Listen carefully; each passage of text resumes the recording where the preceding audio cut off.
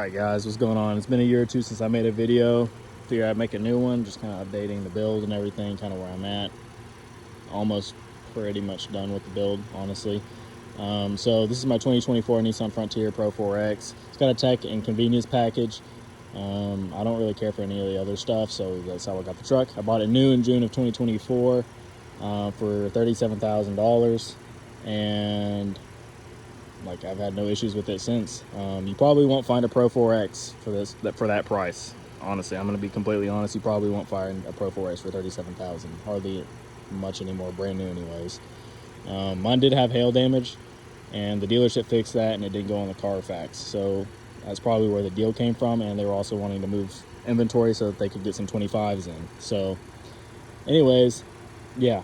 Obviously, this truck is not stock. I've had it since new, and it's been flawless. Like I've had like one warning light one time, and it was for the adaptive cruise control, and it came on for like 10 minutes and then went away.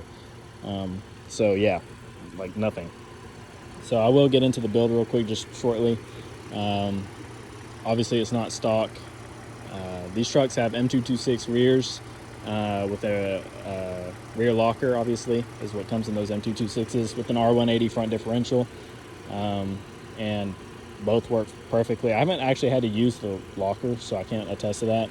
But obviously a locker's a locker, so it shouldn't matter. You should know how that works, if you want one anyways. But I just wanted the Pro 4X because this is one of my 3 dream vehicles, so I got it. And then I built it up like crazy. So this is, honestly, for me, I'm single, 27, like this is a perfect truck. I don't need anything big and crazy. It does look very bachelor-esque, but you know, I have a certain style that I wanted to maintain with the truck, so I did it. But yeah, in the 20,000 miles, I've had no issues with this truck. No mechanical or anything technical, nothing. These trucks don't even have any recalls out for them, so pretty dang reliable suckers, honestly, in my opinion. This truck is Titan swapped, which is a mid-travel. It's kind of like just mixing and matching a bunch of Titan components and stuff like that to kind of make the truck wider and, you know, get more articulation and travel out of your suspension. Not a whole lot more, but it's enough to be substantial and worth it for the price, especially. So to start off with the exterior, I have Onzo USA amber headlights. You can switch these to white or orange. I like amber. You don't really need these if you have a Pro 4X. They're a pain in the butt to install, so there's that. But they look really good. You know, they have like animations and stuff. You can find all the videos for that online, Instagram, Facebook, Google, wherever you want to look at them. So it looks really good. Amber marker lights on the side, which I already have a video on, my previous video if you want to do that, and the Raptor grill lights. I don't use those really anymore. I have the mirror lights. Not going to do an install video on that because that sucked, and I wouldn't recommend it, honestly. Most people do that as blinkers, but I put it as a running light because I have an aux beam switch panel. So and then I have rear fender marker lights for DOT. So like I went after DOT specs because the truck actually does kind of meet like some of that, but it's not really required in Texas. So, but I do it for the looks too, obviously. So anyways, I'll get into suspension. ADO, All Dogs Off-Road, upper control arms. They're the Titan swap ones, obviously, Titan / Armada. Icon 2.5 inch IFPs. Not 2.5 inch, but 2.5 IFPs. 2015 Nissan Murano.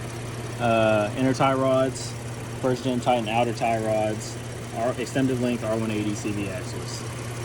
If you see any grease, it's because my outer tie rods are busted right now.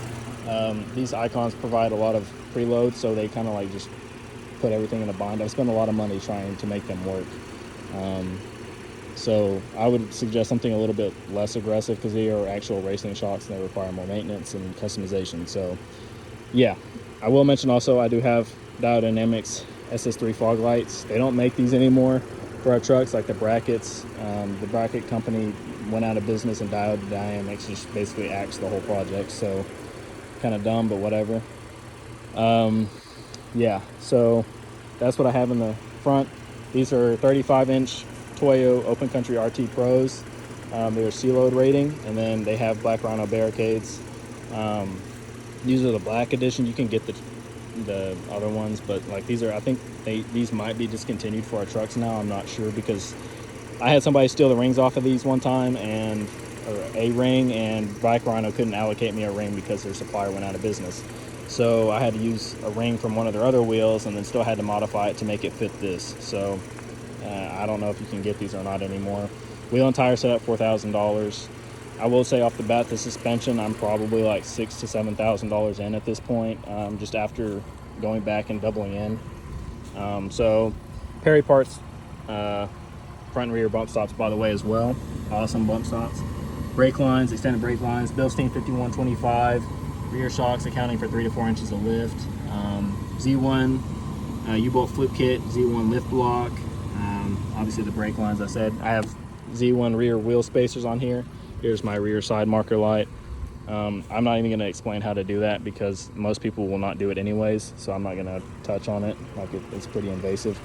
On the interior, excuse the mess because I'm an outdoor worker right now and it was raining, so I had to change clothes. But dual 8 subwoofer set up from Scar, sits right in. It's a stealth thing, like they make it for this truck to sit in there like that. Perfect. Gets the job done for 27-year-old me who loves bass. So yeah, interior and stuff, you know, it's plenty spacious. I will say, like, I wish it was 3 to 4 inches wider, maybe, especially I'm 5'9", 180 to 185. Like, I wish it was a little bit wider. Excuse the mess. Like I said, outdoor worker, and I don't really care about interiors. I'm not a dirty person, so whatchamacallit. Yeah, if you have car seats, kiss that idea goodbye. Don't raise kids with this truck, in my opinion, especially like infants and such, or toddlers. Wait until they're a little older, like, you know, then get one, but not recommended for kids. I don't have any, but I'm just saying from complaints and everything. Perfect truck. Drove it to California and Oregon from Texas last summer, in the summer of 2025.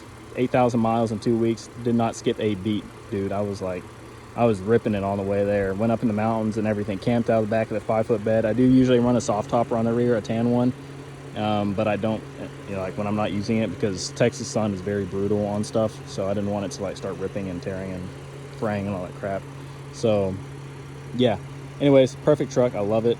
I don't think there's really too much else to it, really. Like, there's plenty of reviews and stuff on these. Honestly, there's no recalls mechanically on these trucks. So in that essence, already off the rip, this is a much better bang for your buck. I see a lot of people switching from Toyota and GM nowadays, especially like from the Canyons. A lot of people are switching from Canyons to these. So keep that in mind if you're thinking about one of these trucks. I got mine for $37,000.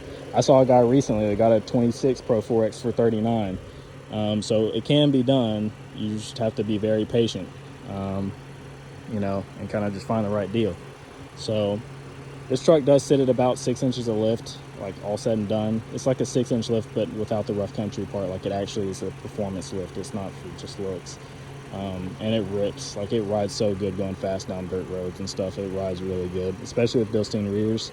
So yeah, anyways, I don't think there's really too much to it. Like, I'm not going to show my engine bay and stuff because I will get flamed for like my wiring and stuff. It's not nasty or anything. It's just like I ran what I could, how I could. So yeah, I'm like 10 to 15 grand into this truck. I recommend it if like you've never had a truck before and you wanted to get into something that's still kind of analog. Like, this is a perfect truck for you, because these are still very analog trucks compared to GM and Toyota now. Very simple setups. Don't worry about the water pump crap. Please don't put that in my comments, dude. Like, it is such a nothing burger issue. That guy that made that video is an idiot. So don't listen to it. Like, most people, there's people that have 250K on fleet trucks, and that's not even an issue in this generation already. In 4 years, 250K, not an issue. So keep that in mind. You know, real actual owners do not see it as a problem. It's only people that don't own it that see it as a problem. So keep that in mind. Ignore it. If you guys have any questions, I think I kind of covered everything. I do get like 17, 18 miles a gallon highway with this, with 35s. Like, I have 100 pounds per corner. 100 pounds. I have 400 pounds between wheels and tires, and I get like 17, 18 miles a gallon highway, and like 14 to 15 city, and Tyler, Texas, which is just a bunch of stoplights, and it sucks, and people drive really slow here, and I still get that good. So keep that in mind.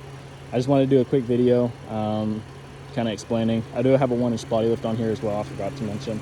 But, you know, it's very uninvasive. It's a simple body lift. So yeah, anyways, if you guys have any questions, feel free to shoot me a message or in my comments, however, and I can try and answer it to the best of my ability. Like I said, perfect truck. Nissan did great style wise and everything else. So for the money I spent, I came out better looking, in my opinion, and better performing than like a lower to mid-tier trim Tacoma.